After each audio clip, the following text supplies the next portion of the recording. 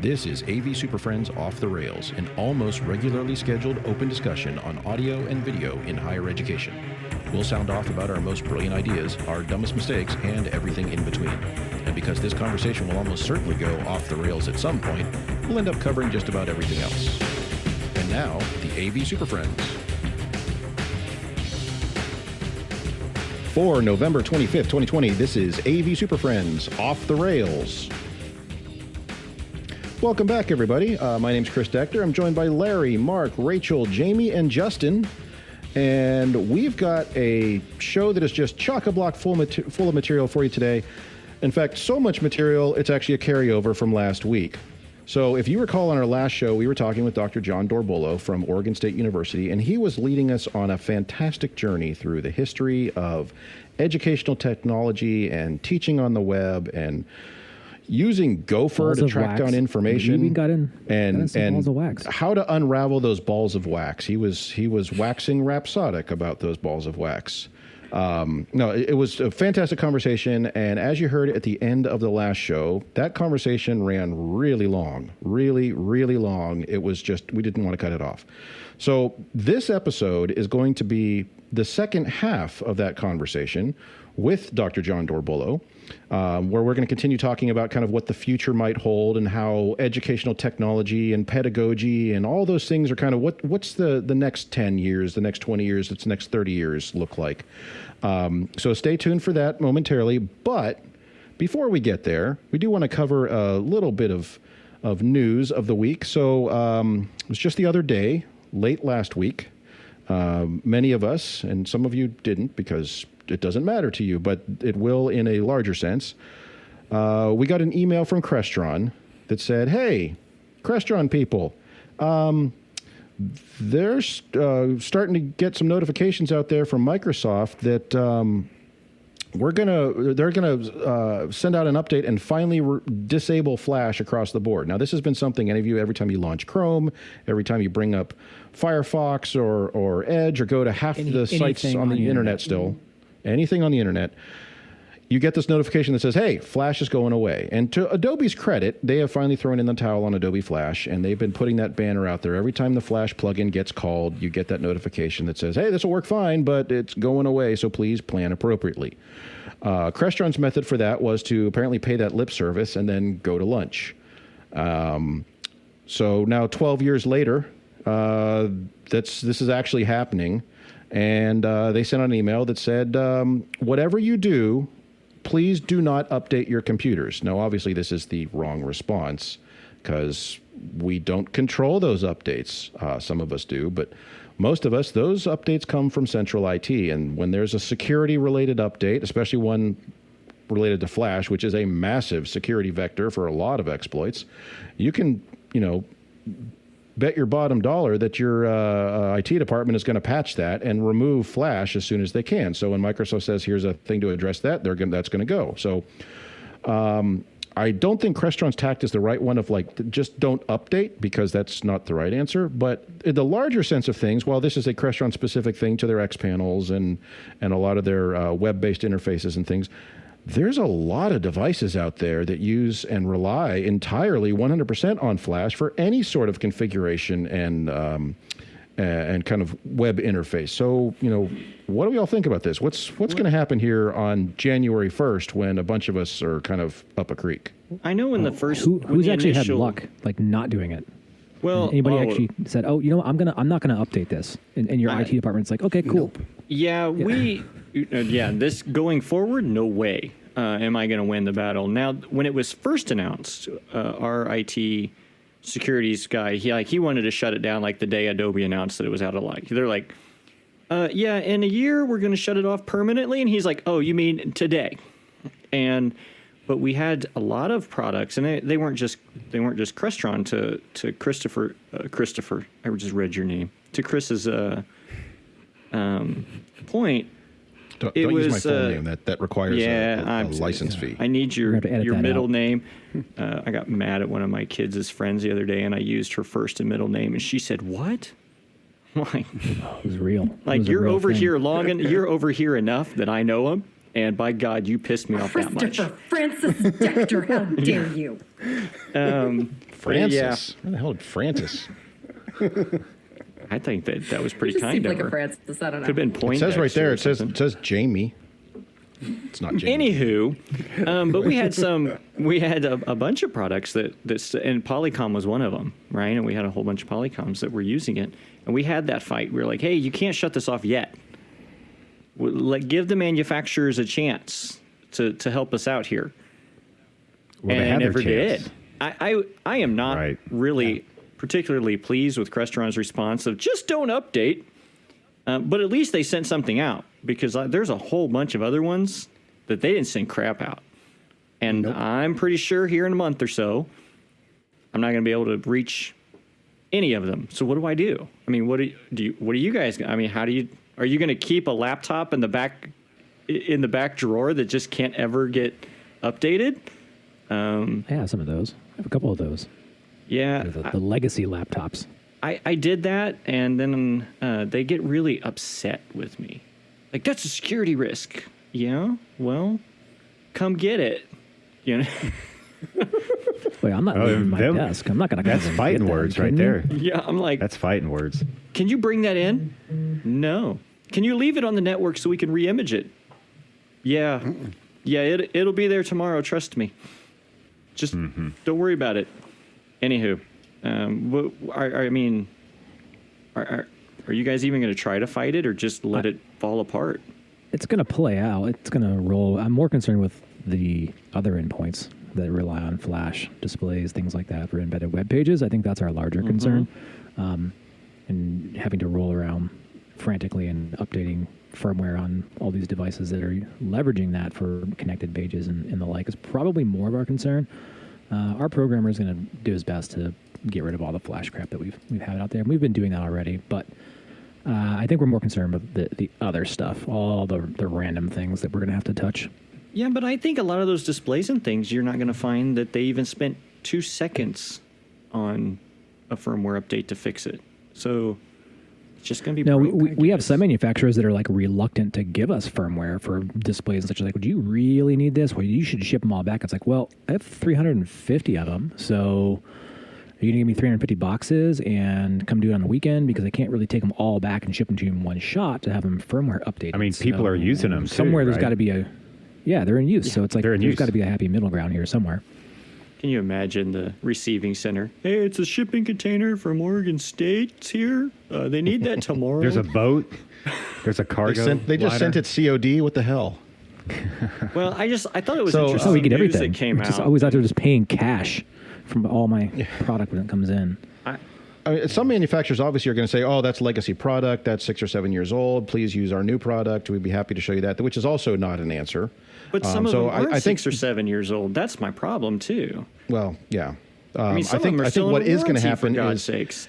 every And- integrator, every university, every programmer has that secondary laptop that will never touch the network, and it will only live on a 192 or a 10 dot or behind a router. And it's that's going to be the thing for the next couple of years. That's going to be probably what's going to happen though is someone's going to forget and leave it plugged into the network overnight, and come back and find out, oh crap. So there's been a lot of talk about lighting up virtual machines and keeping those in a read-only state and that sort of thing. And that's, again, these are all duct tape and baling wire solutions for the next couple of months or year or two. But yeah, it's not great when everyone relies on a single technology that the manufacturer said technology then recognizes that it's served its purpose and they move on to something else, but then no one really, made any effort to address that. So. Yeah, we usually do virtual machines. We had to run a Windows 7 virtual machine for a long time for some really old Clear One product with some software that only ran on Windows 7 or before. So, AV manufacturers, what I've seen regarding Flash or regarding how network ports work or whatever the case is, they just seem to only do the minimal, and any more additional work is going to cost them money. That's how I think they see it, right? I mean, to fix this Flash thing, how much money is that going to cost Crestron and resources and time? Like, that's not going to be with really... that, but even in their, like, some of their softwares, they're like, oh, well, don't use this older version of a VT Pro. I'm like, look, I get it, but Well, in those updates, that's not an the last- excuse. those updates over the last 3 years, build it into that development cycle, not crash course at the very end. Because I Exactly. get what you're That- saying. Yeah. Well, that's not an Less excuse. resource intensive. Yeah, because Yeah, you're already that was not- reprogramming the shit. So make it work. Yeah, they They should should be upfront about it, continue right? When they do it, development. just tell us like, hey, this product and this whole, line of products, give me the the whole plan up front. Like you've seen other updates that are coming that are deprecating things out, and it's like, man, I just bought some of those like not long ago. Like on their page, when day one, it should say, yeah, we're going to support this product for 10 years, 7 years, whatever it is. Like, let us know for all products, not just these ones that are running software GUIs and things like that. But like, it'd be nice if manufacturers were more forthright with that and said, okay, for this, we're going to support this product for 10 years, and let us know where we're at in that 10 years. As you're on your site as info or whatever it is, just to let people know when they're making these choices. Even to know when it's the initial startup was, because I think isn't there like a legal, you have to support everything for 5 years or something, 7 years? I don't know. If you're still a business. Jamie, I this might be is pulling America. We things don't from support deep anything. within the colon on that statement, but still, it would be nice to know, like, hey, well, this thing was released in 2015, so that's a 5-year-old product. So, but that's not, like, to your point, that's not even listed. You just kind of It's hard. It's the latest. It's globally from a manufacturer standpoint, more of a question, maybe a statement. Wouldn't it be hard to do that though? Because let's say you're using this chipset from China and this part from over here and this chipset from Israel, and those people you rely on go out of business, then you have to change something which changes your whole back end of whatever. Those are so if I'm a manufacturer and I say we will guarantee we support this for 10 years and you can't because your suppliers go down, does that mean you're legally bound to in some way? Does that put you on the hook? So I'm just questioning. I'm pretty sure it's that way. Like in the vehicle and like car manufacturing, they're like obligated to support. Well, cars are way more parts. standardized than AV though. Yeah, but there's AV systems that cost 10 times more supply than chain cars. is part of it. Competition is part of it too. If they say we're going to support this product for 10 years, but there's a major shift in the marketplace that makes them want to take the product line in a whole different direction, they need to preserve the freedom to be able to do that. And I think that they're trying not to hamstring themselves in that way. Also, sometimes this stuff is out of their control. Crestron didn't make the decision for Flash to stop being supported by Microsoft. Microsoft made that decision. Adobe made that decision. Steve Jobs made that Crestron decision. knew about it for a dozen years, so there is that. But you can't necessarily they don't necessarily have enough control over the future to be able to make definitive statements like that. Yeah, it gets a little muddy Well, at but best. I think the just don't There's update. is better not, ways. yeah. No, that's not sufficient. There's better ways to handle this. It's complex. Yeah, and Well- the warning to everybody is, come January, the known products are going to fail, and you're probably going to have other things you don't know about that won't work either. Yeah. But Yeah. plan your January accordingly. Get your All calendar right. set up. I think we beat this one into the ground a little bit, and I do think it's time that we take that short break. And as Chris told us about earlier, we do have a really intriguing continuation of our conversation with Jon Dorbolo coming up on the other side of the break. There's a great new digital magazine from Higher Ed AV Media found at higheredav.com, and we do a special monthly show where we actually stay on topic.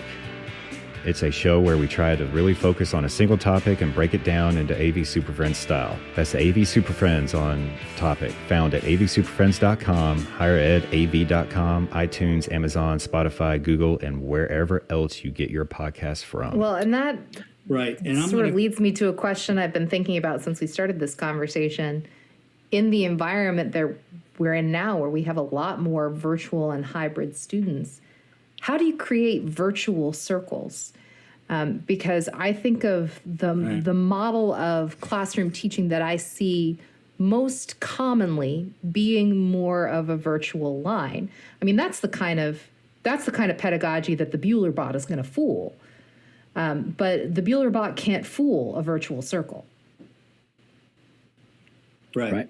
And I think this exactly is an awesome time to kind of like, I think we're going to pivot in our conversation because I think this is a good point to kind of roll into like the remote learning challenges, right? And I think for some of that spatial pieces we talked about is, when we did our tests and, the concept of needing to have this camera on my face all the time, but when we didn't deliver that and we found out that it probably wasn't important, what did we actually land on? That content was important and intelligible audio was important.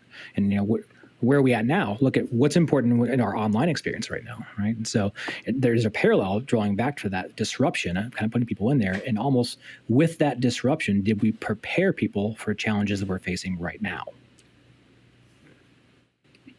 Well, so we're in a remote learning environment right now, which is unprecedented, where we've gone from wondering about 8 months ago, whether we could get people to use video conferencing at all, to where now it's the norm, and 100% of courses are video conference, and 100% of exams are online.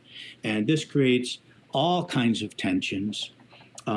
But I think most of us are agreed that some aspect of the remote learning that we're experiencing now is going to stay with us. It's here to stay.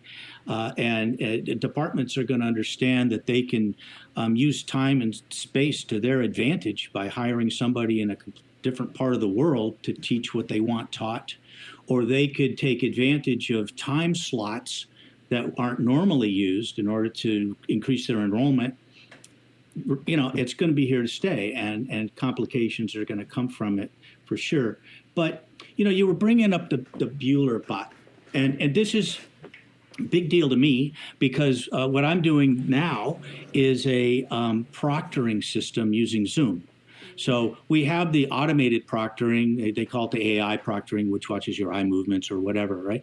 And this has its own life going. What we've attempted to do was to simulate the environment of taking an exam in a class.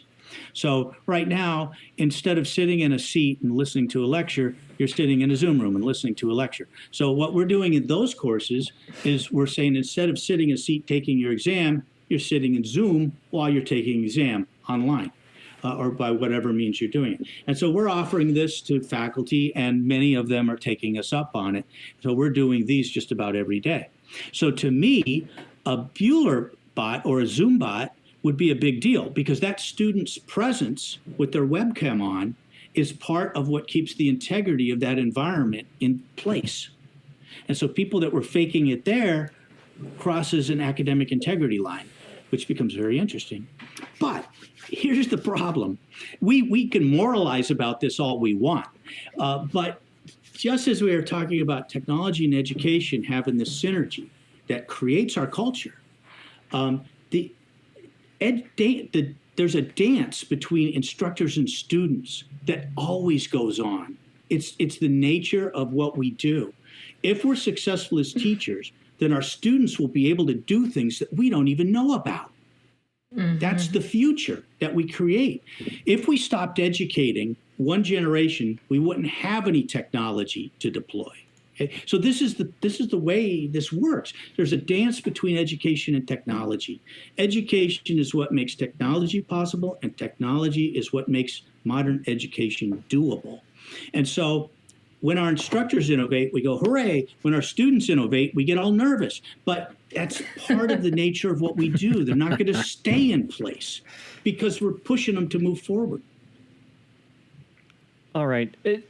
This is such a wonderful conversation regarding learning spaces and where we are, then and where we are now as far as in person and live, and where we are now as far as nobody's alive.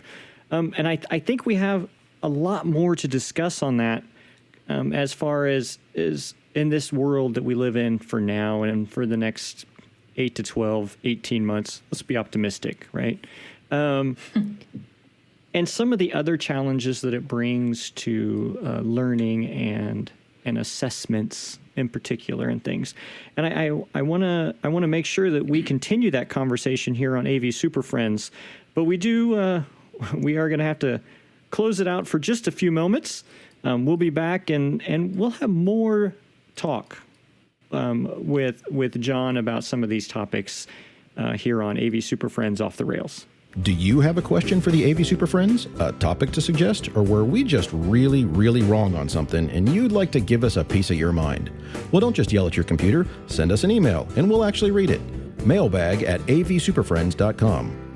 We're always looking for good ideas to steal, discuss openly. And if your message is just full of great stuff, we might just invite you on the show. Mailbag@avsuperfriends.com. All right, welcome back to AV Super Friends Off the Rails. And today we are kind of continuing up our conversation with Jon Dorbolo, philosopher and Associate Director, Technology across the curriculum for Oregon State University. Jon, we've had a whole lot of really good conversation about the history of technology and learning space design, the geometry of learning. And then we've kind of crashed into this current time that we're all going through and this remote challenge for teaching and online education. And I know that you've had, I don't know if it's the pleasure or the pain of assisting with some of this process. Early on, we worked together. We were doing some kind of online jam sessions with instructors and pieces like that. But can you kind of go through, what are you seeing as kind of the prevailing major challenges that instructors are kind of faced with today while teaching online and maybe in a space at the same time, maybe at home or in a classroom? Kind of, what do you think are the kind of the leading pain points? Well, in the remote learning where we're using Zoom or some other video platform as our lecture space, that's what you're talking about. And I think it's what we're calling remote instruction these days. Now, I've been teaching for 3 decades on the World Wide Web asynchronously, which is separate from this new remote instruction modality. But there's a lot of challenges. I find faculty meeting those challenges well. They know they're disciplined and they're able to deliver it, and they're doing very fine with it. They have the additional challenge of managing a technology that's fairly complex at the same time. If we're using Zoom, for example, Zoom was not designed for education. It's clear it wasn't. Breakout rooms are not designed to do educational work at all. Mm-hmm. And so now we're trying to fit something that has basically a business purpose into a educational mold, and it has its difficulties. But I don't think that's been a failure point for people. People are not quitting. The problem of online exams, in the winter of 2020, when this came upon us like crazy, all online exams. And there were people who just dropped their finals because they were not in any way prepared to go to that. Now that everybody's doing online exams, there are issues around the nation people are bringing up. Is this quality education? Is this this year of students being shortchanged? Now, I've done some polling of students, surveying of students about this, and I find that students are kind of split on whether the remote environment serves them as well as the classroom environment. About 60% of the students that I've polled say, yes, it is. It's working for me fine. And 40% say it isn't. Now, 40% of our enrolled students are not going to complete their degrees. So maybe that's 40%. I don't think that's something I was going to ask about. Is if you took that same poll with the kids that are sitting in the classroom in the traditional theater style classroom of 600 students, how many of those are saying this sucks? I'm not getting anything out of this. I mean, is that number much further off than some other things? I mean, some students just don't dig active learning. Some students just don't dig 800 people lecture halls. I'm one of those. But I don't want to dismiss the fact that there have been pain points that students and faculty we don't just sort of feel or have the impression that people are struggling. People are struggling. No, and that's real. I get that. And that's not where I was headed with that. I'm just wondering if you took those same informal polls in other scenarios, are the numbers close, right? Mm-hmm. Yes, this worked for me about 60-30 or 70-30, 60-40, in various different avenues, whether it's live or not. Right. And my point was that with the limited data I have is that students are not up in arms against what they're getting. They realize that they're getting something rather than having lost a year entirely. Mm-hmm. So that leads into what I see myself now that I'm actually there watching them take exams. And I've done this with several dozen of these instances and been with faculty watching their lectures. It's this.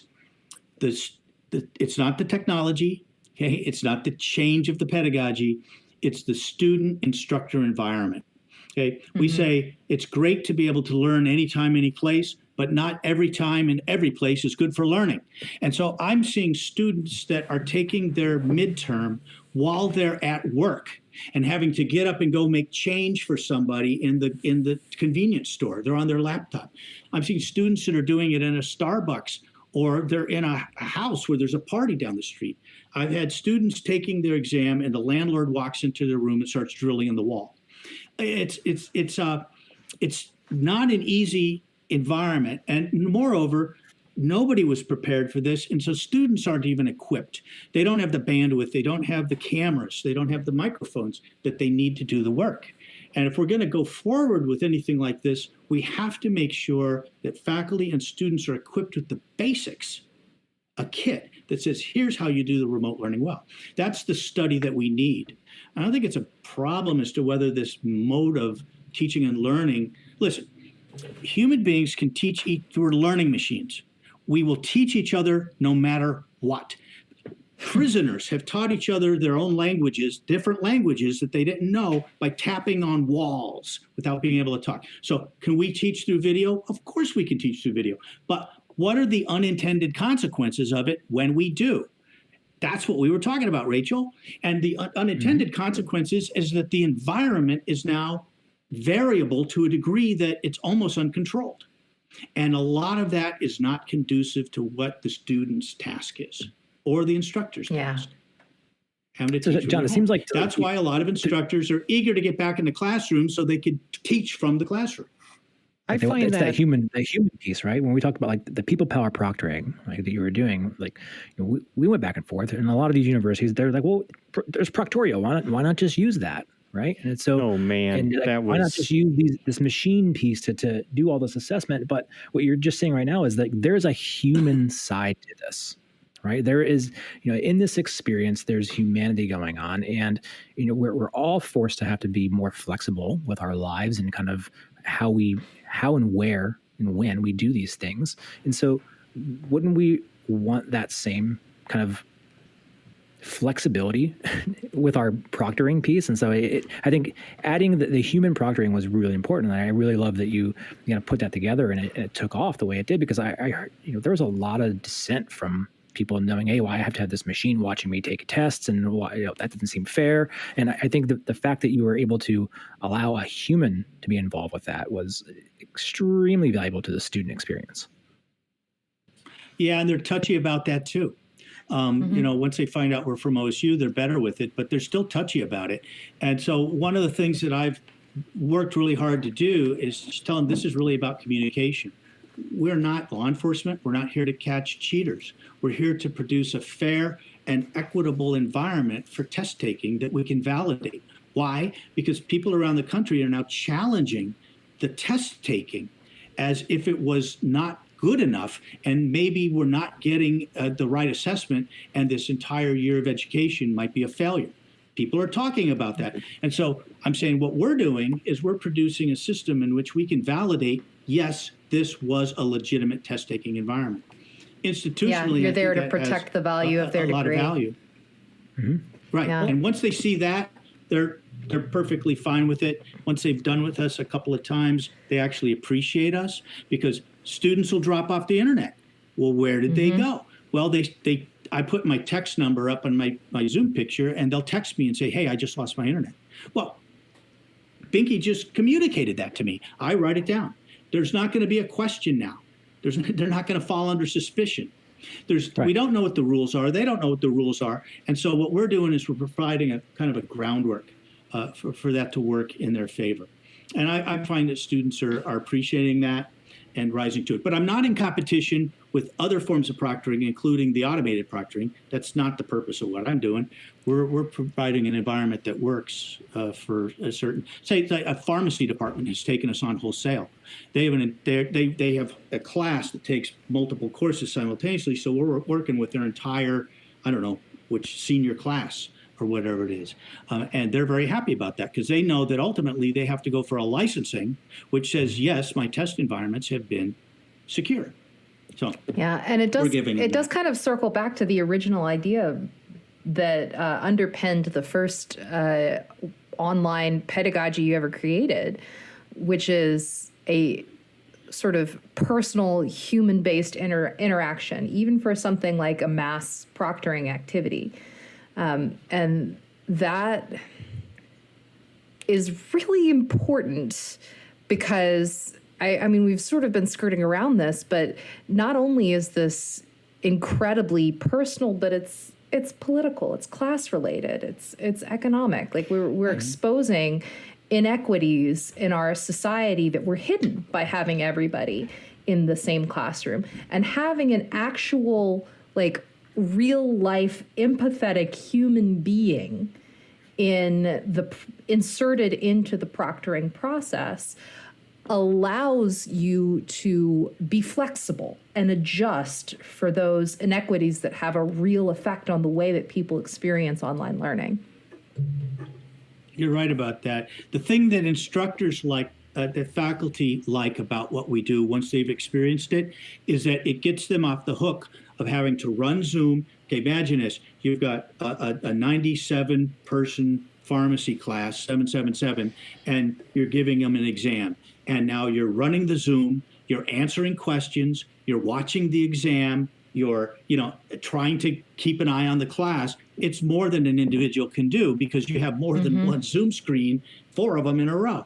And so once we step in, we provide a division of labor where one of us runs the Zoom, and we'll put the instructor and a student in a breakout if they have a question.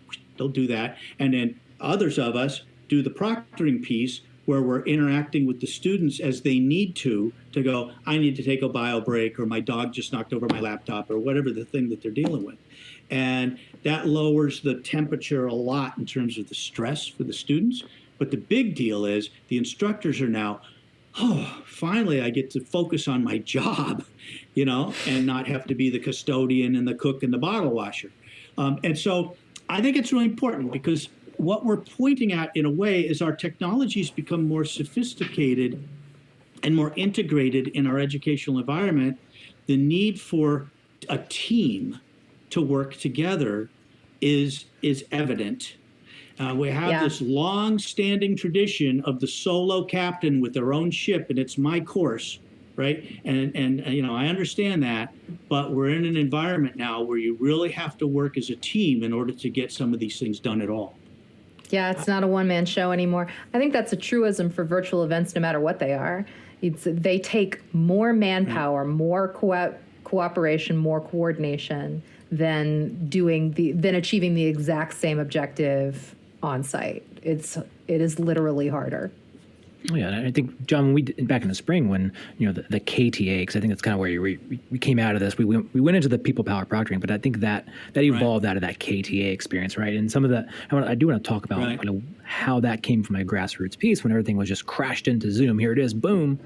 Instructors were having to learn how to do this in their living rooms and how to manage, and how do you wrangle that? And kind of can you just quickly give us the elevator pitch on the KTA, how that came to be, and kind of how valuable that's been to instructors? Well, it all happened incredibly fast, and I'm trying to think. It was Wisconsin. We're talking like March of 2020, when the COVID thing. I was at a conference in Arizona in April, at the beginning of April, and that's when I got on the last airplane out of there because everything shut down. And immediately we go into a mode where, how are we going to do this large-scale remote instruction when hardly anybody ever has used the tool set? Okay, and so that was a real tough one. So people were coming up with teaching and modules and all kinds of things. I think it was our director, David Goodrum, that saw something from Wisconsin, that they had something called a Keep Teaching Assistant. And so we said, yeah, that's a great idea. So we ramped up in a matter of 3 days a training in Canvas for students. And here's how brilliant this was. It wasn't me. It was David. Was we have a whole bunch of students working for us in classroom technologies and other parts of academic technology. Well, all of a sudden, those students are out of work because there's no classrooms to go to. And so what we did is said, we will pay you your pay at your pay rate to be a KTA, to go sit in with an instructor as a co-host and be able to manage pieces of the Zoom so that they can focus on the thing that matters, giving the instruction that they're giving. And I know the students loved it. The students like lined up. Yeah, students were all Yeah, over. they it. were We ready got to like go. 27 or so students like right off the bat, and they were awesome, and they understood what to do, and we've kept touch with them. And so now there's a couple of folks that are scheduling students for those things. And for the instructors that are using that service, they're finding it really valuable because they're capable of running Zoom, but none of us could do all of those things all at once, all the time. And that's where people are being pressed. And so dividing the labor and working as a team allows people to focus on, what they do well, and, not having to be distracted by, blinking light. That was pretty successful. No, I think, and when that happened, I mean, could you imagine trying to roll out a service like that pre-COVID? How many academic years would it have actually taken to be able to accomplish that? How many questionnaires would have to go out to every department under the sun to be able to quickly move and do that? And the fact that I'm sure other schools did it too, were able to do it in weeks instead of years is amazing. The fact that we were able to actually spin that up. It was pretty extraordinary. It was just less than a week that the whole thing got from zero to, in production. That was pretty amazing. But there have been a lot of things, and I'm sure all of you have stories about, how you've worked some, 120-hour weeks to get it done. It was pretty incredible. Sure. Worked with some brilliant people. Mark Dinsmore and Lawrence Eng, they were great. So Go ahead. kind of look at these challenges now, right? And so we see put your kind of future hat on, John, and kind of, we've gone through this disruption, right? And so, yeah, what do we think? What's here to stay? What's going to change in the wake of this? And kind of what does the future, in your perspective, look like as far as trends? I'm hearing a lot about the 4-year degree changing, and maybe it's not an emphasis anymore. Maybe this new micro credentialing. The job markets aren't necessarily going to be looking for the 4-year anymore, and this disruption and kind of this new self-paced education model is clearly, which typically would have been like the eCampus model we've grown accustomed to, it has now been split up and chunked out, and kind of what do we think that may hold? Do you think that's going to be a real issue, a thing? How is time playing this anymore? Do we still think our scheduling systems are the same? What's your take?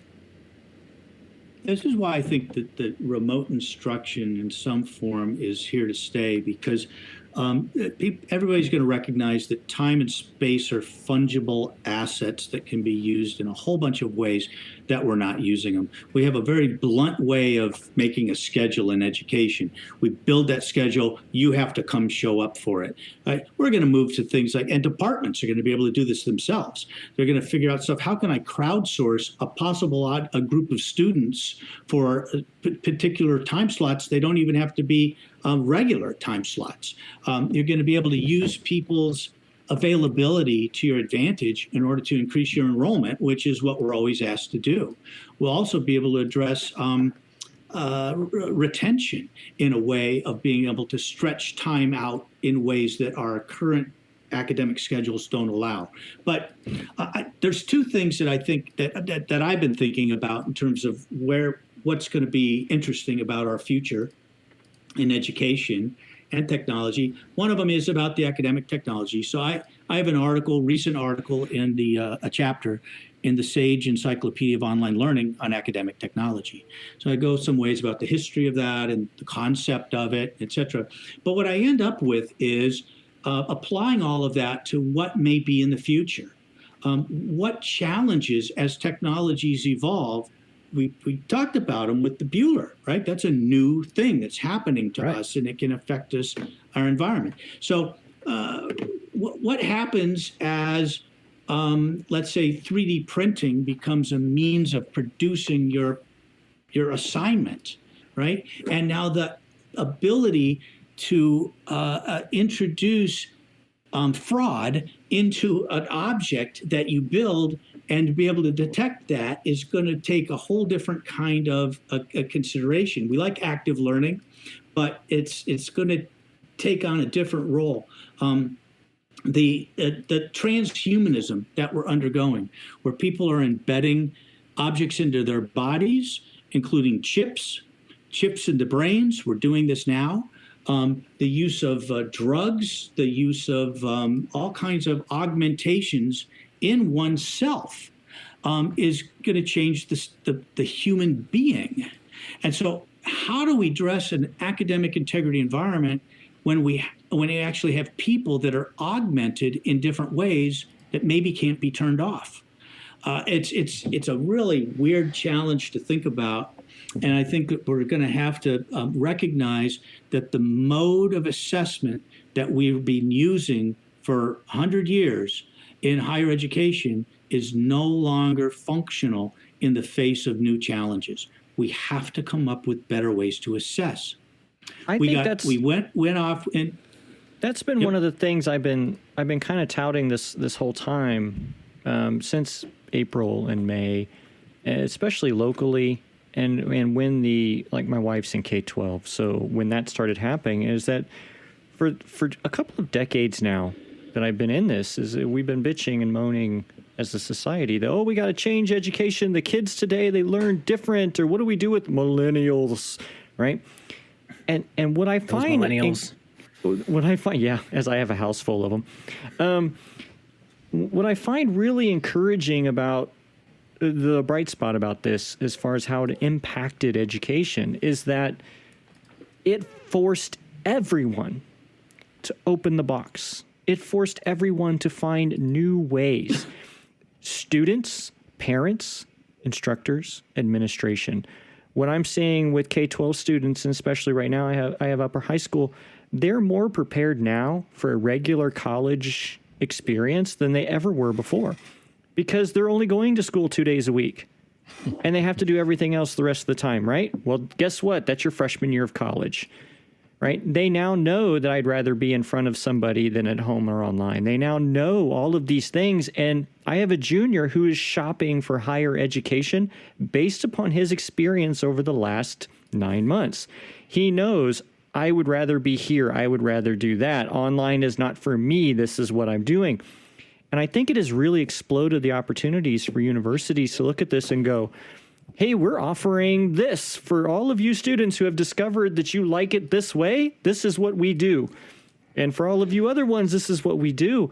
I just hope the administration and folks, they really latch onto that, because I think we now are in a better position to feature every particular person's way of learning instead of just shoehorning them into the way we've always done it.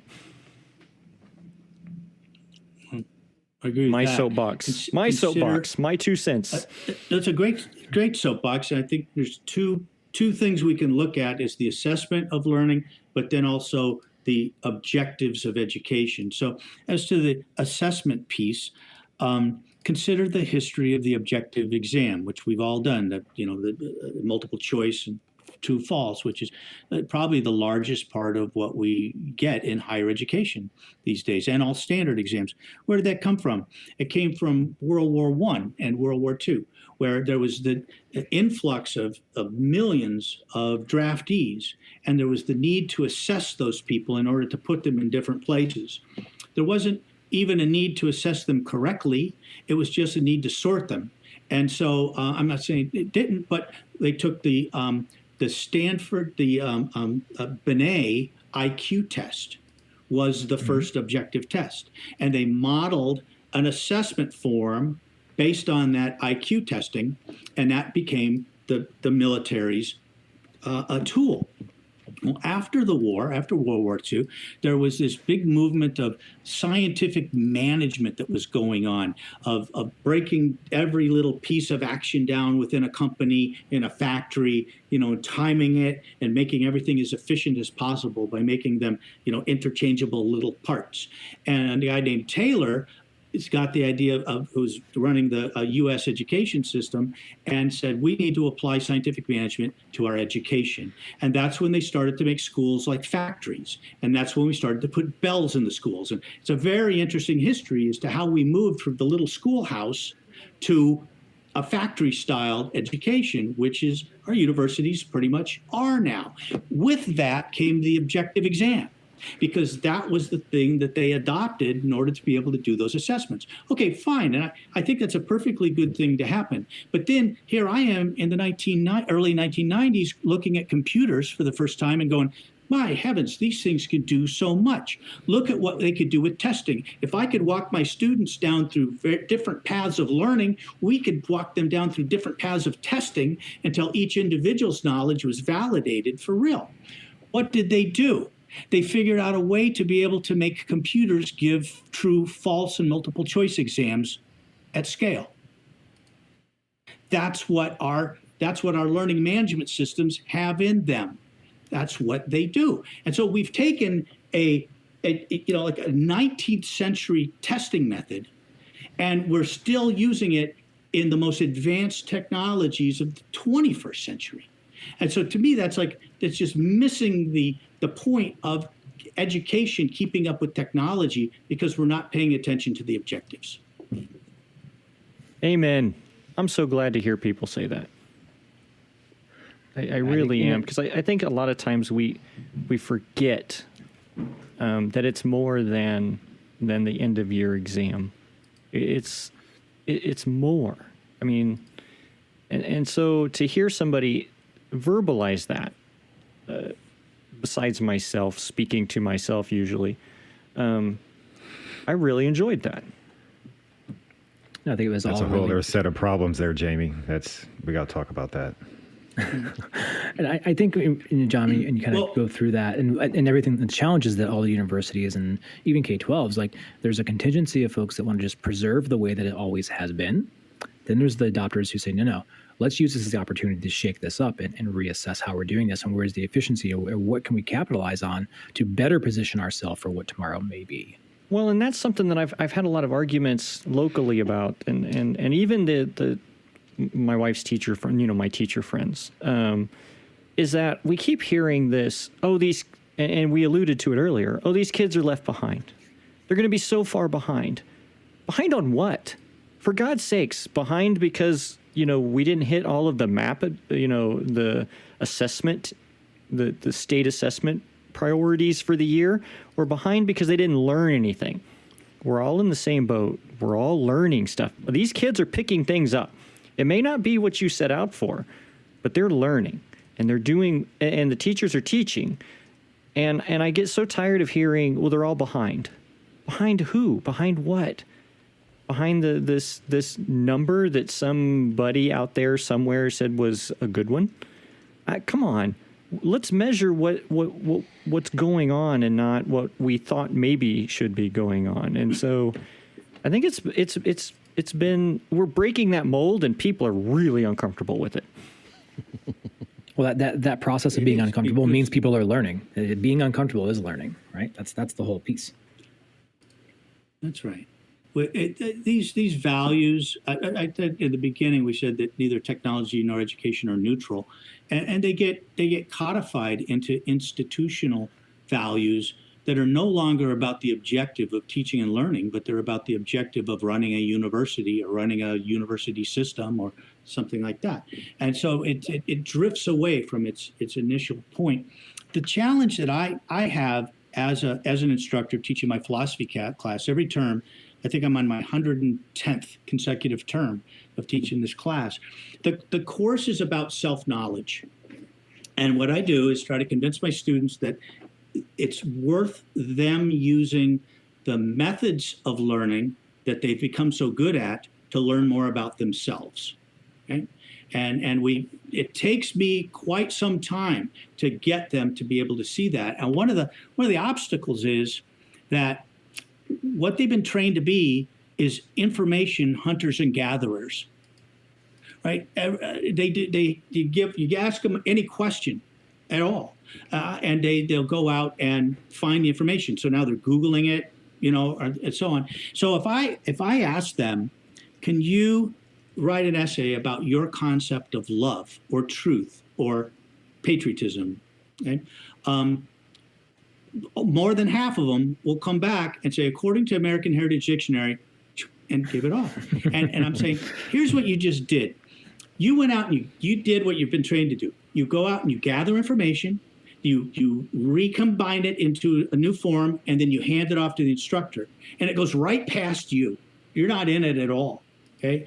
And what I'm telling them now is that, that Microsoft has algorithms that can create synopses by crawling the web? So does Google. I said, pretty soon, those algorithms are going to be able to do what you're doing better than you. Why do you need to be doing that? When I was a graduate student in the 80s, it was still valuable to be able to go to the library and read all the books you could about the topic you were interested in, extract the important information, write a lit review. Okay? The reason that was valuable is that you picked a topic that hadn't been covered quite yet before, and so now nobody had to do that again because now it was public. So that was one of the ways that knowledge grew. Okay? And then you wrote about what it is that you had studied. 100 years before, 200 years before, just owning a book made you a scholar. Having a library made you a scholar, having read the books, because they were rare. And so the scarcity of information makes it important for us to be direct consumers of that information and deliverers of that information. Okay? But we're in a world now where everybody has access to all of that information. And so compiling the lit review is no longer as significant as it was. And for a student to be doing these research papers where they're just grabbing information, sorting it out, and then handing it over is not contemporary education. I learned this from a student. I taught a course for years called Future Tech, and it was for first-term freshmen, and mostly engineers, but there were others. And they would come take my course, about 25 of them.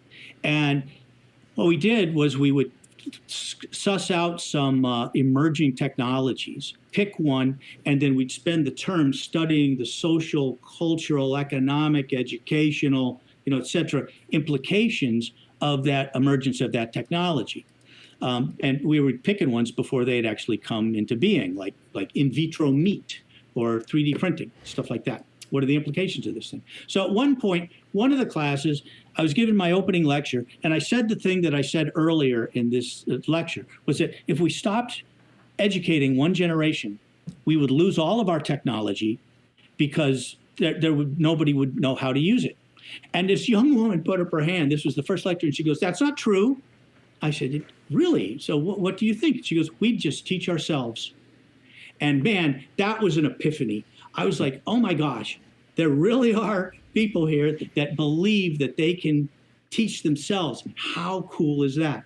And so now I spend a lot of time with my students showing them how they can use their own intelligence to understand aspects of themselves which they didn't even know existed. It's not mindfulness or anything like that. It's analysis, okay? It's analysis, comparison, synthesis, those logical tools put to work to understand what makes me as a belief system, as a person. And they grow into that. But I have to work really hard to convince them of it. I believe that in the future, that the individual is going to be an essential part of any educational experience, because we can't afford to do this as a batch of information delivery ever for the future, and stay relevant. Jon, I think that was kind of the perfect culmination of this conversation for us, and I think we appreciate you coming in here today and sharing some of your vast experience here. I know you've been at this for quite some time, and kind of as we wrap up our time here today, is there there any way that people can get in contact with you if they want to have a more in-depth conversation about anything you may have just gone through over the last couple of shows worth of content? If you want to take a moment here, give people your contact information. Yes, I'd always want to hear from everybody. Do you have a website? You put my name up or something? Yep. I'm at Oregon State University. Jon Dorbolo, just jon.dorbolo, D as in doctor, O-R, B as in baby, O-L-O, at OregonState.edu. Or just Google for Dorbolo, D-O-R-B-O-L-O, and you'll find me. I'm all over the damn thing. He is. Just Can't Google me, right? Just Google me, right? So, well, John, I appreciate your time, coming in and giving us some history and some future, some trends, and so. But kind of, you have anything in kind of closing you want to kind of drop on us as we get ready to head out? I'm 64, and I've been at Oregon State for about 36 years, and I'm going to live to 120. So I'm really excited to see what this next half is going to look like, because when we get to 2050, I'm like going to be, what is going on? So I'm pretty excited as to where things are headed. And I want to say how much I've appreciated. Look, when I created that web course, I thought, and then it became like, something people wanted to know about around the world. I thought people are going to say, what a clever philosopher, and then I'd get a tenured, professor job. That's not what happened. People said he knows about computers, which wasn't true. But then I got the IT job. But that was another one of those big surprises, because working in the technology support world in the university has been one of the most fascinating areas that I've ever been in. I'm still able to do the philosophy there. The people that I meet are intelligent and forward-thinking and experimental, and it's just a wonderful community to be in and to work with. And so thanks for having me here to be able to share that with other members of our community. Well, the people he met were intelligent and wonderful until he came here. Yeah, not so much here. No, Chris was already at OSU. He knew what he was getting into when he joined this call. No, John, it's been great. I'm glad you were able to join us. We're gonna have you back down the road sometime, because this is going to be an ongoing topic of conversation. We're not going to. I mean, you've been working on this for 30 some years. It's not going anywhere in the next 30. So we'll check back with you in 30 years and see how it's done. But no, this is something that a lot of us are struggling with in different capacities, and it's certainly not going to have a solution in the next 2 or 3 months or 2 or 3 years even. So. This will be an ongoing topic. We plan to make this an ongoing series. So you are episode 1, volume 1 of our series, and I think we'll definitely want to circle back and see how that conversation has evolved over the coming months, at least on this show and onward. So thanks again.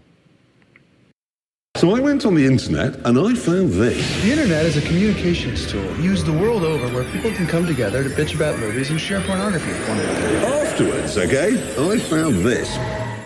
Great conversation with Dr. Jon Dorbolo. Sometimes here at the Superfriends, we have the opportunity to talk to the absolute foremost experts in the field.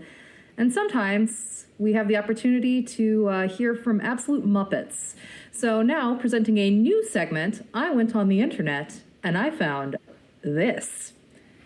This is a listserv question that we saw this week. Here we go, guys. This past summer, we installed a touch monitor, USB mic, and USB PTZ camera in over 250 learning spaces. So far, this technology has worked out very well for hybrid learning, but unfortunately, we've started to experience some issues where the PTZ cameras fall asleep, and the only way to restore functionality is to unplug and replug the power adapter going to the camera. Wait for it. It's worth noting that we're using a 65-foot USB extension cable, which we suspect may be causing the issue. We have the USB cable going direct to a PC-powered USB port. We have also disabled any USB suspend settings on the PC. We are actively troubleshooting and would appreciate any insights from the group, especially if anyone has installed a similar camera in your learning spaces. So, gents, what do you think is the issue here? Well, I think we all know. Well, I think their cable's too short. Yeah, they need a cable stretcher. So let's give them benefit of the doubt, right? Let's say they're not using a passive extension that's just directly to the thing, that's just a whole bunch of 6-footers taped together. Let's pretend. Which we have seen. Let's pretend that they're using, in this case, they're using one of the fiber extenders, right? And I know from experience that the fiber extenders, you get the one that you can power on both sides. So that way you can still give it the 5-volt hot plug on the receiving side as much as the transmitting side. And then you have to plug in an extra device near the camera, but at least you have the proper 5-volt handshake circuitry on both ends of this long fiber extender. I know we've used the passive fibers and they work for a while, and then the chips overheat and they just go to crap, and now you've got 100 feet of fiber USB you can't use. But so we're going to give them the benefit of the doubt that they're trying to use the appropriate thing and not Larry's deal of, how long can I... Really, I think all Larry did was solder to the post inside it with some just serial cable and just string it across the floor. Are we just bashing on Larry now? Today, he's my target. What the crap, man? Yeah. So let's back up a little bit. Now, hold on. So as an AV systems designer, I do shit a lot that I'm like, that's probably going to work. Let's send it on for procurement.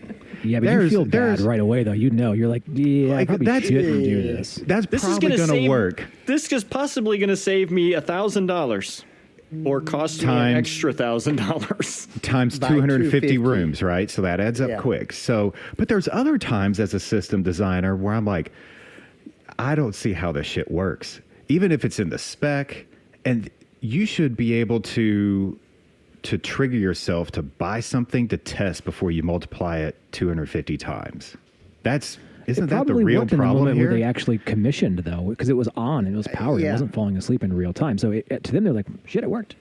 No. So that's something else that I've discussed with a lot of my team is just because it works in the first minute, that doesn't mean anything, right? Mm-hmm. We could put Dante on the network and it works that minute, but does it work sustainably for years to come? When people actually try to use the network, yeah. I think the issue on this one is not so much the technology being used, but to your point, Justin, that it wasn't properly tested and commissioned. And yes, it probably did work for 10 minutes, 15 minutes, 2 hours, a couple of days. But at a certain point, it's going to crap out. You've bought 250 of them, and now you're going to have to go make the same change on 250 of them. And I think the crux of the matter, I think, is what Jamie pointed out, was powering on both ends. Now, whether that's powering the extender or powering the device on both ends, which is specifically mentioned that it's powered on the PC. Well, I hope the PC is powered, because otherwise you get 10 hours of battery and then you're done. But or get a different camera and not use USB. There's there's thousands of ways to do this. Not an extendable technology reliably. I was just going to say that anything that's USB, we've just said nope. It's local only. We do not do any runs over 6 feet of USB. It's just bad. I mean, I'll cheat and I'll do USB runs that are active powered extenders that are 15, 20 feet. 25 maybe if I really have to go, but I don't like anything that long. So is anybody else offended that there was a 65-foot USB cable available for purchase? That's a good point. Oh, no. No. You can go out to Amazon and buy passive HDMI cables that are 200 I'm doing it right now. And none of them work. But you shouldn't be able to do that. Yes, but that goes back to I'm going to assume they bought the fiber one. And I speak from experience because we put them out there and they worked for about a year. And after a year, something changed with either the power supply on the PCs or the chipset that powers the actual fiber cable. And they just kind of stopped working. And it wasn't all at once. It was over a period of time. But yes, you can buy 65. And that's why I'm assuming that's what they did. Because if you bought a 65-foot passive, regular old A to B piece of copper, then it goes back to maybe we should have known better. Yeah, so right now, I'm looking right now, there are plenty of 65-foot USB cables. Most of them are active extenders. I did find one that's identified as a printer cable, USB A to B. Apparently just a $40 passive cable. God help you if you install that'll this. Send 4K, no problem. And I That's think 4K all day Every long. time. I think part of it too is that we all assume that the USB power outputs of PCs are always reliable and always the full 5 volts, whatever amps. They're and always they're not. different. No, they're not. And they change. And they're always on. Yes, and they change all the time. So I think that's something to Well, take into even- consideration whenever we're designing the spaces, especially with USB. And I know we kind of made fun of this person a little bit, but hopefully it helps somebody else in making their decision in the future. So, well, that's what we found this week on the internet from the AV Superfriends. Yep. Sorry, I called you a Muppet. Well, we've managed to ruin yet another episode of AV Superfriends Off the Rails. You can contact us with questions, topic ideas, or general complaints at mailbag@avsuperfriends.com. If you complain loud enough, we might just invite you on the show. Nice work, everyone. Sharp broadcast. Really good. Everyone on the floor as well. Really a lot of hustle. I liked it. The opinions expressed by the AV Superfriends are solely those of the individuals and do not represent their respective institutions, organizations, companies, or clients.